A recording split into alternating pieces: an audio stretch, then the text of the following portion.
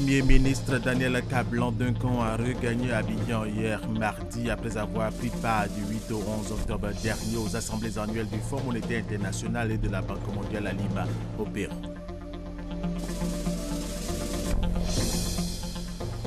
Près de 82 000 nouveaux bacheliers seront affectés dans des établissements publics et privés. L'information a été donnée hier mardi au cours d'un point de presse animé par la Direction générale de l'enseignement supérieur.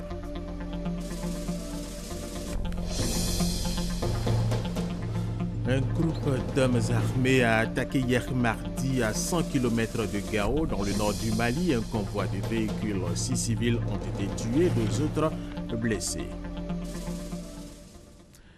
Mesdames et messieurs, bienvenue et merci de suivre les informations sur RTI 1. Nous vous le disions à l'instant dans nos titres, le Premier ministre Daniel Kablan-Duncan a regagné hier mardi à Abidjan après avoir pris part du 8 au 11 octobre aux assemblées annuelles du Fonds monétaire international et de la Banque mondiale au Pérou, à Boussanogo.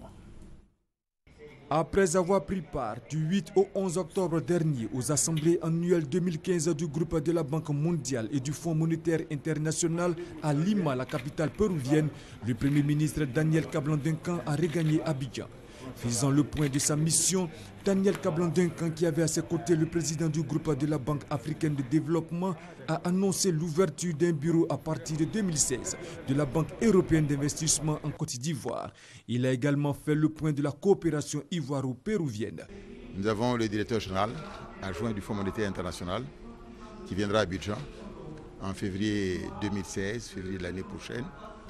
Mais avant, nous avons une direction, la direction des statistiques du Fonds monétaire international qui sera ici à partir du 9 novembre donc de cette année pour aider, comme nous l'avons souhaité, appuyer l'outil statistique en Côte d'Ivoire. Et la Côte d'Ivoire peut être éligible dans un certain nombre d'États africains dans ce secteur particulier statistique qui sont importantes pour connaître le niveau de pauvreté, le niveau de production. Nous avons, disons que, rencontré la BEI, la Banque européenne d'investissement, qui va ouvrir un bureau en Côte d'Ivoire l'année prochaine et qui va organiser d'ailleurs une conférence avec la Banque africaine de développement. Ici, ils appellent Africa Days pour des financements innovants. Nous avons rencontré les gens du Pérou eux-mêmes pour le renforcement de la coopération entre le Pérou et la Côte d'Ivoire. Et une mission conjointe vont se voir, soit à Abidjan, soit à Lima, pour renforcer la coopération dans le domaine du tourisme, dans le domaine de la pêche, dans le domaine des mines, qui sont des domaines importants pour les deux pays, et dans le domaine de l'agriculture aussi. Le Premier ministre Daniel Kablan-Duncan a aussi participé aux travaux du Comité de développement des pays du groupe Afrique 2. Aboussanogo, cette information avant de poursuivre cette édition. L'émission Face aux électeurs sur RTI 1 dans le cadre de la campagne présidentielle recevra aujourd'hui le candidat indépendant Kwadjo Konon Siméon et ce sera à 21h. Dans le cadre du démarrage de la campagne 2015-2016, le Conseil Café Cacao est en tournée dans les 13 zones de production. Objectif, sensibiliser chez les acteurs de la chaîne sur la qualité du cacao ivoirien. Lansine Bakayoko, Kone Adama. Les effets conjugués des actions d'appui, accompagnement à la production, la lutte contre la contrebande ainsi que la stabilisation des prix ont permis l'augmentation des volumes du café et du cacao. Pour la campagne 2014-2015, le café a grimpé à 127 000 tonnes. Quant au cacao, il a atteint le niveau record de 1 780 000 tonnes. Nous avons amélioré la qualité, mais il y a encore du travail à faire. Parce que notre désir et notre objectif, c'est d'arriver à terme à certifier même tout le cacao de Côte d'Ivoire. Au fond, la qualité permet de faire respecter les prix, tout comme le suivi des itinéraires culturels et des process de traitement des fèves. Je dis à nos parents producteurs qu'il faut encore prendre son temps pour bien fermenter son cacao, pour bien le sécher et pour bien le trier avant de le vendre. Les résultats des efforts déjà entrepris sont visibles, notamment en termes d'infrastructures de base. On veut parler de l'entretien des pistes, des dessertes agricoles, la construction d'écoles, la construction de maternités, de dispensaires et la distribution des kits scolaires aux enfants des parents producteurs. Sans oublier bien sûr des dons d'ambulances médicalisées que le Conseil du café cacao a donné dans des zones de production. Sur les 3 dernières années, les producteurs de café cacao ont empoché plus de 4 077 milliards de francs CFA. Deuxième grand titre de cette édition, sachez que l'orientation des nouveaux bacheliers a démarré. Ce sont près de 82 000 nouveaux bacheliers qui seront affectés dans des établissements publics et privés. 81 593 nouveaux bacheliers seront orientés dans les grandes écoles et universités de Côte d'Ivoire. Pour faciliter cette orientation, les nouveaux bacheliers sont invités à se faire inscrire en ligne. Les orientations se feront en ligne sur le site www.orientationbachelier, en un seul mot, bachelier S à la fin, -6ci.org. Je répète, orientation bachelier avec S-ci.org. Le site est ouvert et le restera jusqu'au mercredi 28 octobre 2015. Lorsque le candidat arrive sur la plateforme, il saisit son numéro de table, qui est son identifiant. Des informations le concernant s'affichent. Il est invité à vérifier si elles sont exactes. Ensuite, des informations complémentaires lui sont demandées. Elles servent à optimiser les opérations d'orientation. Dans ce processus d'orientation de nouveaux bacheliers, le candidat a le choix entre l'établissement de formation publique ou privé. Les inscriptions prendront fin le mercredi 28 octobre 2015. Elle est tout à fait autre chose à présent. Les cartes d'identité de journalistes professionnels et des professionnels de la communication sont disponibles. L'information a été donnée par le président de la commission paritaire d'attribution de cartes d'identité de journalistes professionnels. Et c'était en présence de Vénance Emmanuel. Pour la session ordinaire de délivrance de la carte d'identité de journalistes professionnels et de professionnels de la communication, la commission paritaire a reçu 957 demandes. Sur les 957, 85 demandes ont été rejetées. Ce chiffre est en baisse par rapport à celui de l'année dernière qui était de 957 cartes distribuées pour 1155 demandes reçues. Selon le président de la commission paritaire d'attribution de la carte d'identité de journalistes professionnels et de professionnels de la communication, cette situation s'explique. Lors de cette session, nous avons été confrontés à des difficultés liées à la prolifération des sites Internet et à des demandes venant des agents des radios-écoles. Mais nous avons aussi rencontré comme difficulté le fait que des journalistes ou bien des professionnels de la communication qui travaillent dans des entreprises depuis des années, mais à qui on refuse de donner l'attestation de travail. Nous avons simplement demandé à nos amis qui sont dans les sites Internet de nous envoyer le contrat de bail et puis aussi de nous envoyer leur registre de commerce. Malheureusement, certains n'ont pas pu produire. Après avoir exigé des journaux en ligne, ce que je viens de citer, on peut dire clairement que c'est cette décision qui a influencé, qui a fait que le nombre de demandes cette année a baissé. Sur les 872 cartes délivrées par la commission paritaire, 578 sont pour des journalistes professionnels et 294 pour les professionnels de la communication. Abdoulaye Villa Sanogo souligne que les demandes validées sont disponibles et peuvent être retirées à la commission paritaire au plateau. Certains journalistes et professionnels de la communication présents à cette conférence de presse qui en ont fait la demande ont pu retirer leurs cartes.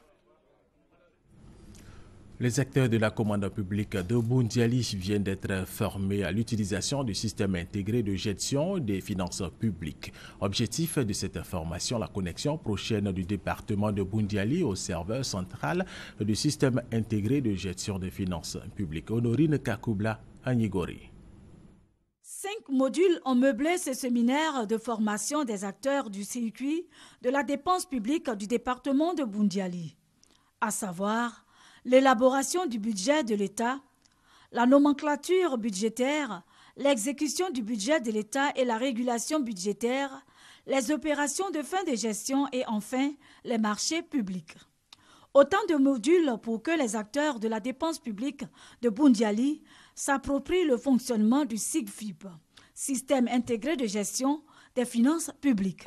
Le SIGFIP contribue à renforcer la maîtrise des dépenses publiques, notamment par le suivi en temps réel des différentes phases d'exécution des dépenses publiques, la régulation des dépenses pour mettre en adéquation le recouvrement des ressources et les niveaux de dépenses exécutées, l'élaboration d'une manière aisée des situations d'exécution budgétaire, le renforcement des contrôles afin d'éviter les erreurs, les dérapages et les fraudes. Et enfin, la mise à disposition d'une base de données fiable et sécurisée. À ce jour, 65 circonscriptions administratives sont déjà connectées au réseau central du SIGFIB, ce qui a permis aux acteurs du circuit de la dépense publique de ces localités d'optimiser l'exécution de leurs crédits budgétaires. C'est en 1999 que le SIGFIB a été mis en service par la Direction générale du budget et des finances en vue d'une gestion efficace et transparente du budget de l'État. Nous parlons maintenant du tourisme africain qui rencontre d'énormes difficultés pour sa promotion, des difficultés souvent liées à la situation sécuritaire des États et au manque de véritables politiques de développement du tourisme. Pour résoudre la question, il est créé des salons de promotion touristique. Kwasi Mamadou pour plus de détails. Le tourisme africain bat de l'aile depuis quelques années. Manque de véritables politiques de promotion et surtout la situation sécuritaire dans nos États. Si le Kenya, l'Afrique du Sud, le Maroc, l'Éthiopie, la Tunisie et l'Égypte ont été à un moment donné des destinations prisées du tourisme africain, ces destinations n'intéressent plus véritablement les touristes. Il est difficile aujourd'hui de rencontrer de nombre important de touristes sur le continent. Cela s'explique selon certains professionnels du secteur. L'instabilité, parce que celui qui voyage, il voyage pour la paix et la tranquillité. Il ne peut pas aller dans un pays où il court des risques. Parce que l'Afrique fait peur. Il y a plein de problèmes qui se passent en Afrique, le terrorisme, des maladies comme Ebola, tout ça. Il faudrait qu'on pense vraiment au marché africain. Face à cette situation, des propositions sont faites. Il s'agit entre autres de la coopération sous-régionale et la promotion du tourisme intérieur. Tous les pays africains doivent travailler en réseau. Vous savez, il y a des paramètres pour que le tourisme se développe. C'est premièrement semer dans le cœur des enfants, des adultes, des personnes âgées, le goût de l'exotisme, le goût de la découverte de la culture de l'autre. Et le tourisme, naturellement, ne peut se faire sans argent. Il faut aussi de l'argent pour les choses, je dirais, non essentielles. Parce que l'Africain court pour son ventre et oublie que les loisirs sont également indispensables. Mais à côté, certains pays comme la Côte d'Ivoire et le Sénégal récoltent les fruits des efforts consentis dans la promotion de leur destination. Car pour les professionnels du secteur, il faut changer de stratégie et surtout de produits pour mieux attirer les touristes. En un seul voyage en Côte d'Ivoire, vous arrivez à visiter le monde entier. Vous avez l'Afrique en miniature en Côte d'Ivoire. Donc pour nous, c'est essentiel. Ce retour également, c'est un signal fort pour dire simplement la stabilité est revenue dans notre pays. Les salons de promotion touristique et autres marchés d'échange sont des occasions saisies par les acteurs du secteur pour mieux vendre le tourisme africain. Mais il est rare de retrouver plusieurs pays à la fois à ces rendez-vous. Au Salon international Tompresa, tenu récemment à Paris par exemple, seulement 7 pays africains, à savoir la Côte d'Ivoire, le Bénin, le Sénégal, le Cap-Vert, l'Afrique du Sud, la Tanzanie et l'Éthiopie, étaient présents. De meilleures stratégies devraient être pensées pour convaincre les touristes, des touristes qui choisissent de plus en plus la destination des pays du Golfe ou les Caraïbes. La 3e édition du Festival international du pays Sénoufo a réuni plus de 2000 femmes venues des régions du Poro, du Tchologo, de la Bagoué et du Ambal. L'objectif de ce festival est promouvoir et sauvegarder la culture Sénoufo. Soro Corona, Kader Sogodogo, RTI Boaké. Plus de 2000 femmes venues de tous les pays sénoufo pour la promotion et la préservation de la culture sénoufo à travers le Festival international du pays sénoufo, à savoir les régions du Poro, du Tchologo, de la Bagoué et du Ambol. La 3e édition de cette plateforme d'échange sur la valorisation et la vulgarisation de certaines pratiques en voie de disparition, brassage socioculturel, l'apprentissage de la solidarité et du volontariat est ponctué de messages sur des élections apaisées. La porte-parole des femmes et le commissaire général du festival ont exhorté les cadres sénoufo à investir dans la préservation des valeurs culturelles sénoufo. Les représentants du secrétaire général de la présidence de la République, Amadou Gon Coulibaly, et du ministre Bruno Ndamaye Koné, respectivement patron et parrain du festival, ont salué les initiateurs. Pour eux, la culture est le socle de tout développement économique et social d'une nation. Les femmes ont été invitées à sensibiliser leurs maris et leurs enfants sur la tenue d'élections apaisées. Des mets traditionnels disparus de nos assiettes et le filage traditionnel du coton. Des pratiques tout en voie de disparition en pays Senufo ont été exposés. Un défilé de plus de 300 associations agricoles et commerciales féminines a montré le rôle et la place de la femme en pays Senufo. Rendez-vous a été pris en 2016 pour la 4e édition du Festival international du pays Senufo. Le chef d'état-major général des forces républicaines de Côte d'Ivoire, le général Soumaïla Bakayoko, a eu une séance de travail avec le conseiller militaire du secrétaire général des Nations Unies. Cette séance de travail a porté essentiellement sur la sécurisation de la période électorale et l'apport des forces de l'ONUCI dans le cadre de ces élections. Boussanogo. Au cours de leurs échanges, le général de corps d'armée Soumaïla Bakayoko, chef d'état-major général des forces républicaines de Côte d'Ivoire, a remercié le général Maksoun, conseiller militaire du secrétaire général des Nations Unies, pour cette visite qui intervient 12 jours avant le scrutin présidentiel.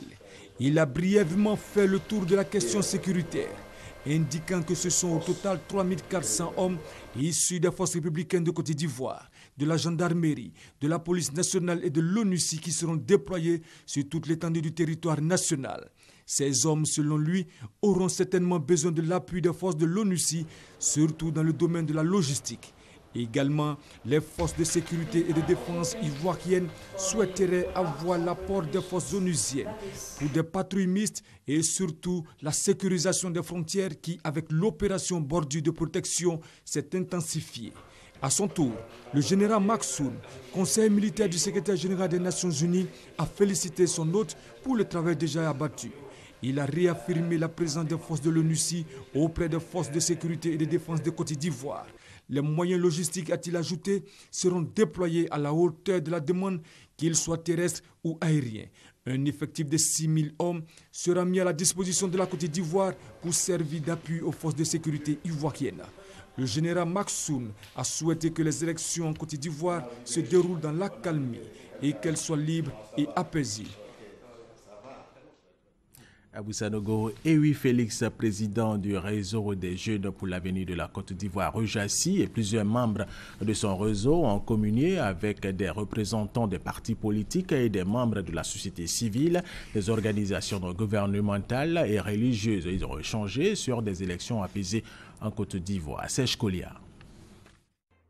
La jeunesse ivoirienne doit se lever comme un seul homme pour des élections apaisées. C'est le souhait du président du Rejassi, le réseau des jeunes pour l'avenir de la Côte d'Ivoire.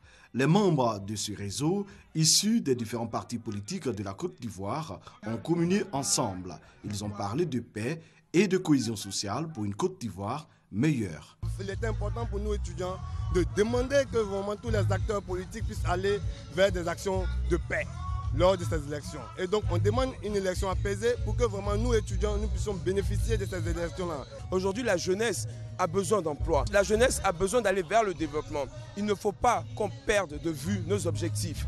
Peu importe ton bord politique, il faut d'abord penser à ton avenir et à celui de ton pays. À ces jeunes, Adama Tungara, cadre du RDR, a demandé de s'unir pour une nation ivoirienne forte. Pour Konaté Navigué, président de la jeunesse du FPI, le Front populaire ivoirien, toutes les entreprises allant dans le sens du renforcement de la paix doivent être soutenues. Il a appelé le Rejassi à s'éloigner de la division, de la haine et de la guerre. Eli Aliassou, quant à lui, note que la jeunesse est l'avenir de la Côte d'Ivoire, mais cette jeunesse doit être pacifiée et unie.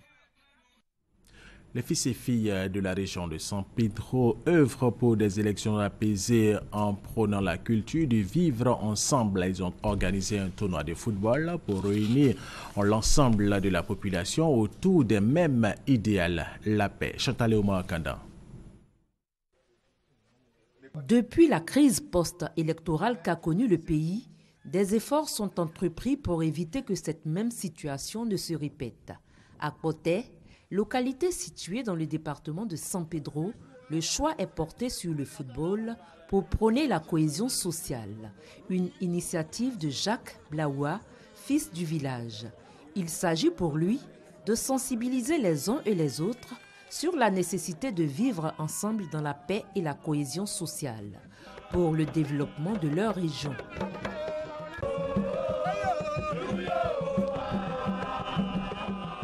Dénommé Tournoi de la réconciliation, cette 3e édition a vu la participation de plusieurs équipes venues de tous les villages environnants. La finale du tournoi s'est déroulée en présence du parrain Boukari Ouedraogo, des chefs traditionnels bakoués et d'autres communautés ethniques vivant dans la région. Le parrain s'est réjoui d'un tel engouement des populations et prévoit lui aussi mettre sur pied des projets de développement à l'intention des jeunes de Kpoté et des villages de la région de San Pedro. La cérémonie a pris fin par la remise des lots aux différentes équipes ayant participé à ce tournoi. L'Union des radios de proximité de Côte d'Ivoire, en collaboration avec RFI, CFI, a initié un séminaire de renforcement des capacités des animateurs des radios de proximité et des responsables de la société civile sur les élections apaisées et la cohésion sociale. Le nom du projet, Radio Dialogue des radios pour la paix. Soroko Roda, Léon Broukwame, RTI Boaké. 8 radios de proximité et des organisations de la société civile formées sur les thématiques de la cohésion sociale, la réconciliation et la paix. Ces animateurs de radio devront désormais concevoir et produire des émissions de sensibilisation sur la réconciliation et l'apaisement des tensions entre communautés. Ces 2 jours de formation, une initiative de Radio France Internationale et Canal France International qui entre dans le cadre du projet Radio Dialogue des radios pour la paix. Il s'agit de donner des rudiments nécessaires aux radios de proximité et à la société civile pour prendre une part active dans la consolidation de la paix en Côte d'Ivoire. C'est un projet qui consiste à faire travailler ensemble des OSC, des organisations de la société civile et des radios de proximité pour aider à promouvoir les idées de cohésion sociale, de réconciliation dans ce pays, évidemment, bien sûr, à l'approche de l'élection présidentielle. Pour les participants, ce partage d'expériences va leur permettre de s'engager à travailler en étroite collaboration. Nous aussi, organisations de la société, nous avons notre façon de communiquer, d'affronter les problèmes et d'essayer ensemble avec les populations d'apporter des solutions, d'attirer l'attention des uns et des autres. Financé par la délégation de l'Union européenne et mise en œuvre par l'Union des radios de proximité de Côte d'Ivoire, le projet Radio Dialogue des radios pour la paix est à sa 6e étape à Boaké. Abidjan en constituera la 7e et dernière étape. La direction régionale des eaux et forêts de Bondoukou a procédé au lancement du projet « Je plante un arbre pour une Côte d'Ivoire plus verte », un projet qui a été sanctionné par une opération de plantine d'arbres. Thérèse Tapeyoboué. Le projet « Je plante un arbre pour une Côte d'Ivoire plus verte » a pour objectif de susciter chez le citoyen l'amour et le respect de l'arbre et partant de la forêt, ainsi qu'une prise de conscience nationale en vue d'une gestion durable du patrimoine forestier ivoirien. Il faut le dire, la Côte d'Ivoire a déjà perdu son statut de pays forestier, puisqu'il y a moins de 20% de sa couverture qui est forestière. Il nous faut pouvoir relever le défi de repartir au-delà des 20%. L'opération de Bondoukou a permis de réaliser un reboisement d'un demi-hectare de teck. Après la sous-préfecture de Bondoukou, 2 autres sites seront reboisés. Il s'agit des parcelles de 2 hectares dans le village de Kokodian et d'une autre de 7 hectares appartenant à un particulier toujours dans la région. Les responsables politiques, administratifs de Bondoukou et des eaux et forêts ont exhorté les populations du district du Zanzan à s'approprier ce projet en plantant un arbre chaque année pour permettre à la Côte d'Ivoire de retrouver toutes les caractéristiques d'un pays forestier. Ils ont également appelé chaque citoyen à des comportements nouveaux par la création de plantations forestières, le reboisement et surtout à l'amour et au respect de l'arbre pour sauvegarder le patrimoine forestier national de façon durable. Pour l'année 2015, la direction régionale des eaux et forêts de Bondoukou a réalisé un reboisement de 146 hectares au titre des reboisements compensatoires et des particuliers, ainsi que 26 hectares dans le cadre du projet Une école, 5 hectares de forêt. Le Bureau international d'Afrique Japan assiste à l'association des militaires et gendarmes retraités de Côte d'Ivoire. Il leur a offert des vivres et non-vivres d'une valeur de plus de 10 millions de francs CFA. Eric Goré connaît Pargasoro. Des kits scolaires, des vêtements, des chaussures et du riz. Ce don est destiné à l'association des militaires et gendarmes retraités de Côte d'Ivoire. Ces cadeaux, estimés à 10 millions de francs CFA, vont soulager ces retraités en ce début de rentrée scolaire. L'initiative est du bureau Afri-Japan. C'est d'abord de les appuyer à faire face à leurs programmes sociaux, mais également c'est d'accompagner le gouvernement de Côte d'Ivoire, comme ça a été fait depuis lundi avec le ministre de la Défense, en tout cas à appuyer cette association des militaires et gendarmes à la retraite, afin vraiment d'aider en tout cas la Côte d'Ivoire. Et bien déjà, il faut dire que le ministère de la Défense les appuie. Nous, notre institution, sa mission est d'appuyer les États. Et donc, tout ce que l'État de Côte d'Ivoire appuie pour qu'il y ait un développement, nous, on vient les appuyer pour qu'ils aient ces moyens-là. L'association des militaires et gendarmes retraités de Côte d'Ivoire est reconnaissante à l'endroit du donateur. Nous sommes complets, puisque c'est une grande première qu'une structure de cette taille vienne au secours des retraités que nous sommes. Nous ne pouvons que remercier Afri-Japan qui nous honore et qui nous met en exergue désormais pour que tout le monde se dise que les retraités, ils ne sont pas finis.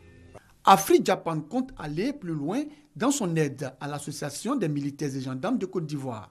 Dans quelques mois, un véhicule sera mis à la disposition de ces retraités. Afri-Japan est né en 2002. Sa mission est de financer des projets nationaux des États africains.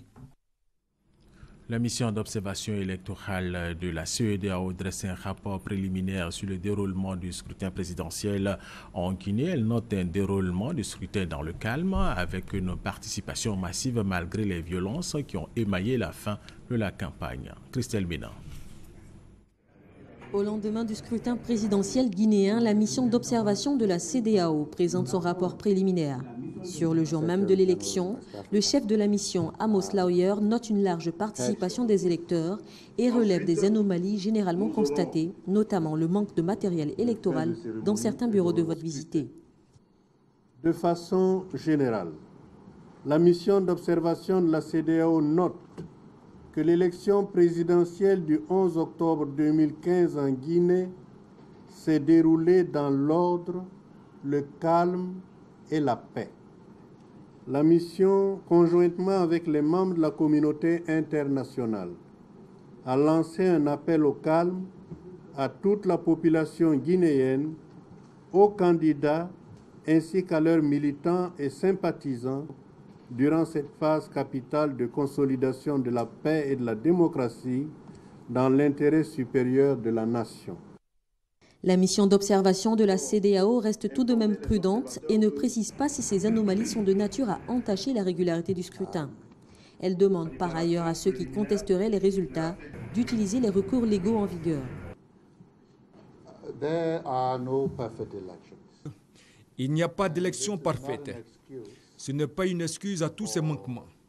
Mais nous devrons laisser le processus suivre son cours. C'est un peu trop tôt pour dire ce que nous avons vu.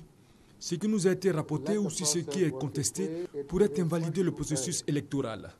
Cette déclaration préliminaire fait suite dans la même journée à la demande d'annulation du scrutin par 7 des 8 candidats à l'élection présidentielle guinéenne. Il dénonce notamment des fraudes massives. L'UFR du candidat Sidja Touré et ses 23 partis alliés ont officiellement annoncé leur retrait du processus électoral. Et le candidat Cellou Dalein Diallo, leader de l'IFDG, a déclaré vouloir user de son droit de manifester pour contester les résultats de cette élection. La date de délivrance des résultats de ce scrutin présidentiel n'est quant à elle pas clairement fixée. Cependant, des résultats provisoires par circonscription parviennent peu à peu et sont annoncés sur certains médias. Au Burkina Faso, l'élection présidentielle a été fixée au 29 novembre. L'annonce a été faite hier mardi par 2 candidats à l'issue d'une concertation entre tous les acteurs de la transition. Le gouvernement doit entériner cette date ce mercredi en Conseil des ministres. Rappelons qu'initialement prévu le 11 octobre, la présidentielle avait été reportée en raison du coup d'État du 17 septembre dernier.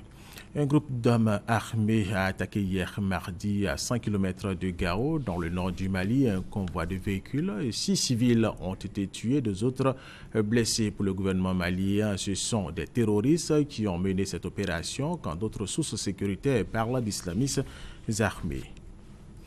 Ils étaient 5 candidats démocrates sur scène, mais c'est à un face-à-face que les Américains ont assisté hier nuit. Hillary Clinton et Bernie Sanders, les 2 favoris démocrates, ont capté l'attention et mobilisé la parole lors de ce premier débat de 3 heures. Un débat au cours duquel il a été beaucoup question de politique intérieure et finalement très peu de politique internationale. Nous allons terminer avec cette information. L'émission Face aux électeurs sur RTI 1 dans le cadre de la campagne présidentielle recevra aujourd'hui le candidat indépendant Kwadjo Konon Siméon et c'est à 21h sur RTI 1. C'est la fin de cette édition. Merci de l'avoir suivi. Restez avec nous sur RTI 1.